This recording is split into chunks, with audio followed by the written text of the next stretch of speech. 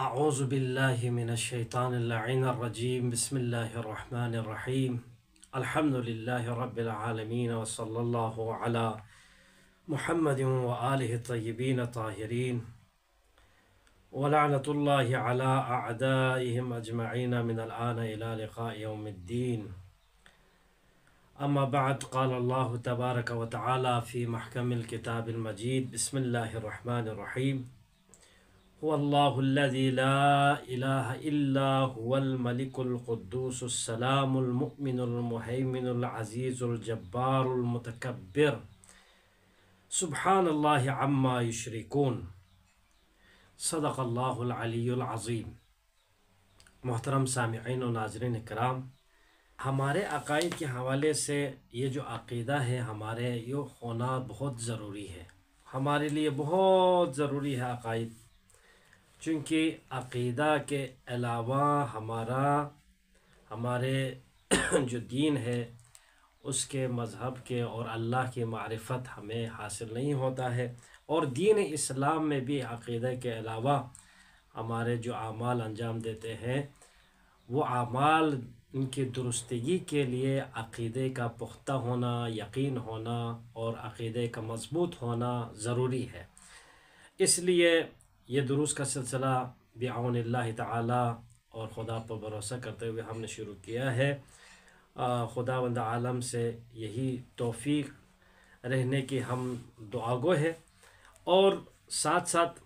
آج ہمارا جو سلسلہ وار درس اس میں سے انشاءاللہ آج کے درس میں ہم بتا دیتے ہیں کہ جمالی صفات اور جلالی صفات۔ جلالی صفات اسے کہا جاتا ہے جو ہم بالفاظ دیگر کہیں تو وہ کمالات پر مشتمل ہے، مطلق کمال ہے اللہ کی ذات، وہ صفات جو کمال کے ہیں، وہ کمال کی صفات اللہ کے اندر ہے، اللہ کے لیے مناسب ہے، سزاوار ہے۔ ان صفات کو ہم صفات کمالیہ کہتے ہیں، یا صفات ثبوتیہ ہم بالفاظ سگم اس طرح کہہ سکتے ہیں کہ صفات جمالی اور جلالی کو ہم صفات ثبوتیہ اور صفات سلبیہ، یعنی صفات ثبوتیہ وہ تمام صفات جو اللہ کے ذات بابرکت میں موجود ہے، ثابت ہے، اور صفات سلبیہ وہ تمام صفات ہے جو اللہ کے وجود کے لیے سزاوار نہیں ہے، اللہ کے ذات کے لیے سزاوار نہیں ہے۔ مصنف فرماتے ہیں کہ ہمارا عقیدہ ہے کہ خدا کی ذات ہر عیب و نقص سے پاک ہے، تمام کمالات سے آراستہ ہے، بلکہ وہ تو کمال مطلق ہے اور مطلق کمال ہے۔ بالفاظ دیگر ہم یوں کہیں، اس دنیا میں موجود ہر قسم کے جمال اور کمال کا سرچشمہ اس کی ذات بابرکت سے ہے، اس کی ذات پاک سے ہے۔ اسی وجہ سے قرآن مجید میں رب العزت ارشاد فرماتا ہے، خود هو اللہ الذی لا الہ الا هو الملک القدوس السلام المؤمن المہیمن العزیز الجبار المتکبر سبحان اللہ عما یشرکون۔ هو اللہ الخالق البارئ المصور له الاسماء الحسنى یسبح ما فی السماوات والارض وهو العزیز الحکیم، یعنی اللہ کی ذات وہ ہے جس کے سوا کوئی معبود نہیں ہے، حاکم اور اصلی حاکم وہی ہے، وہ ہر عیب اور ہر نقص سے بری ہے، کسی پر ظلم نہیں کرتا ہے، اور وہ امان دینے والی ذات ہے، سب چیزوں کا نگہبان کرنے والی ذات ہے، اور ناقابل شکست ایسی طاقت ہے جو اپنے مؤثر ارادے کے ذریعے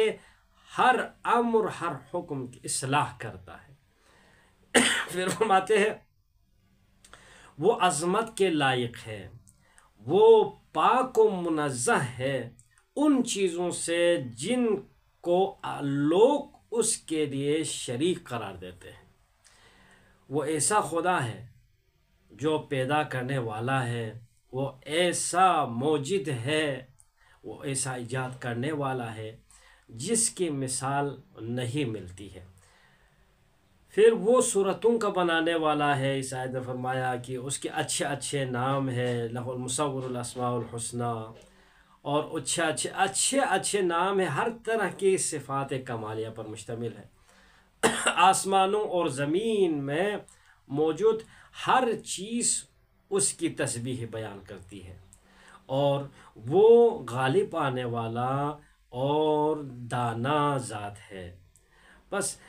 یہ اس کے بعض صفات جمالی اور جلالی صفات اس آیت میں اللہ تعالیٰ کے اوصاف کمالیہ اور اوصاف نقیصہ، اوصاف کمالیہ اور اوصاف نقیصہ دونوں اس آیت میں ذکر کیے۔ اب اس کو ہم علماء نے ان صفات کو بیان کیا ہے کہ صفات ثبوتیہ کی تعریف اس طرح سے کی ہے، یہ صفات التی تثبت للہ تعالی وتدل علی کمالہ وجلالہ ہی سبعۃ او ثمانیہ۔ فرماتے ہیں کہ وہ صفات ثبوتیہ صفات وہ صفات ہے جو اللہ کے لیے ثابت ہے اور اس کے کمال اور اس کی جمال پر دلالت کرتی ہے، اور یہ صفات 7 سے 8 6 7 8 اس طرح مختلف بیان کیا ہے۔ پہلے ہم انشاءاللہ اس کے فہرست بیان کرتے، پھر اس کے بعد صفات سلبیہ کسے کہتے ہیں؟ فرماتے ہیں کہ سلبیہ وہ صفات ہے هي الصفات التي ينزه اللہ تعالی عنہا، اور یہ وہ صفات ہے جو اللہ تعالیٰ کے لیے اللہ تعالیٰ ان سے منزہ و پاک ہے، لأنها تدل على النقص والعجز۔ یہ کیوں اللہ تعالیٰ ان تمام صفات سے پاک ہے جو صفات سلبیہ ہم کہتے ہیں، ان سے کیوں پاک ہے؟ فرماتے ہیں چونکہ وہ جو صفات ہم گنتے ہیں وہ صفات سلبیہ اللہ کے نقص ہونے پر اور وہ عاجز ہونے پر دلالت کرتے ہیں، اس وجہ سے ان تمام صفات سے وہ ذات بابرکت پاک و پاکیزہ ہے۔ اب فہرست کی شکل میں ہم بیان کریں تو فرماتے ہیں علماء، ایک تو اللہ کے صفات میں سے، صفات ثبوتیہ میں سے نمبر 1 حیات ہے، وہ اللہ زندہ ہے، اللہ حی لا یموت، وہ اللہ ایسا زندہ ہے جس کے لیے کوئی موت نہیں ہے۔ قرآن کی آیت ہے اللہ لا الہ الا هو الحی القیوم، وہ ہمیشہ سے اللہ وہ ہے جس کے کوئی معبود نہیں ہے، وہ قدیم سے بھی وہ حی ہے، زندہ ہے، یعنی وہ ہمیشہ زندہ ہے رہے گا، اور قیامت میں بھی وہ زندہ ہو جاوید ہے۔ اور دوسرا علم اللہ، خدا کا علم جو ہے وہ بھی اللہ کی صفات ثبوتیہ میں سے ہے جو اللہ کے لیے سزاوار ہے۔ اللہ عالم بکل شیء، اس لیے فرماتے ہیں کہ اللہ ہر چیز کو جاننے والا ہے۔ قرآن کی آیت ہے واللہ بکل شیء علیم، اور وہ اللہ جو ہر تمام چیزوں کو جاننے والا ہے، معلوم ہے اللہ کے پاس، ہر چیز کا علم ہے اللہ کے پاس۔ نمبر 3 قدرت الہی، اللہ کے صفات ثبوتیہ میں سے قدرت ہے، اللہ قادر علی کل شیء، صرف وہ جانتا نہیں ہے بلکہ ہر چیز کے اوپر قدرت بھی رکھتا ہے۔ آیت ہے قرآن کی اسی حوالے سے ان اللہ علی کل شیء قدیر، بتحقیق وہ اللہ ہر چیزوں کے اوپر قدرت رکھتی ہے۔ نمبر 4 ارادہ، اللہ کے لیے سزاوار ہے، ثبوتیہ صفات میں سے ہے، ما یشاء اللہ کان وما لم یشاء لم یکن، جو کیا ہے ارادے سے مراد، جو وہ چاہتا ہے وہ ہو جاتا ہے، جو نہیں چاہتا وہ اللہ نہیں کرتا ہے۔ یعنی آیت قرآن کی اس پہ دلیل کیا ہے، انما امرہ اذا اراد اللہ شیئا ان یقول له کن فیکون، فرماتے ہیں کہ اللہ تعالیٰ کے ذات امر کرے، جب کسی چیز کا ارادہ کرے تو اسے کہنے کا ارادہ کرے کہ ہو جا تو وہ فوراً ہو جاتا ہے، وہ ہوئے بغیر نہیں رہتا ہے، فوراً ہو جاتا ہے۔ فیکون یہاں پر آیا ہے تو فوری طور پر یہاں پر یہ فا دلالت کرتے ہیں۔ اسی وجہ سے ایک ثبوتیہ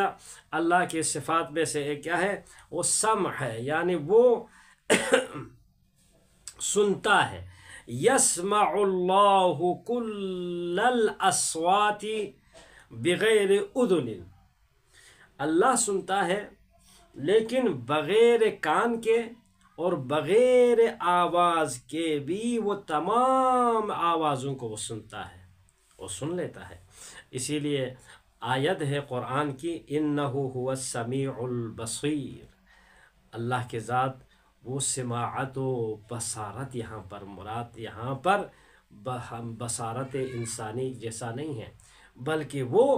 دیکھتا ہے اور سنتا ہے بغیر کان اور آنکھ کے، سنتا بھی ہے اور بغیر کان کے وہ سنتا بھی ہے اور بغیر آنکھ کے وہ دیکھتا بھی ہے، وہ اللہ کی ذات میں ہے۔ اور چھٹا جو علماء نے بیان کیا ہے وہ متکلم ہے، یعنی اللہ کا کلام ہے، اللہ کے لیے سزاوار ہے کہ اللہ متکلم بغیر لسان ولا حروف، فرماتے ہیں اللہ کلام کرنے والے ذات ہے بغیر کسی زبان کے، بغیر کسی لب ہلے، بغیر کسی زبان کے، لسان کے، ولا حروف، اور بغیر کسی اس میں سے حروف ادا کیے بغیر بھی وہ اللہ متکلم کرتا ہے۔ اسی لیے قرآن میں حضرت موسیٰ کے لیے اللہ نے کلام کیا، وہ آیت اس میں ہے وَكَلَّمَ اللَّهُ مُوسَىٰ تَكْلِيمًا، اور جناب موسیٰ علیہ نبی علیہ السلام سے اللہ نے تکلم کیا، بات کی، تو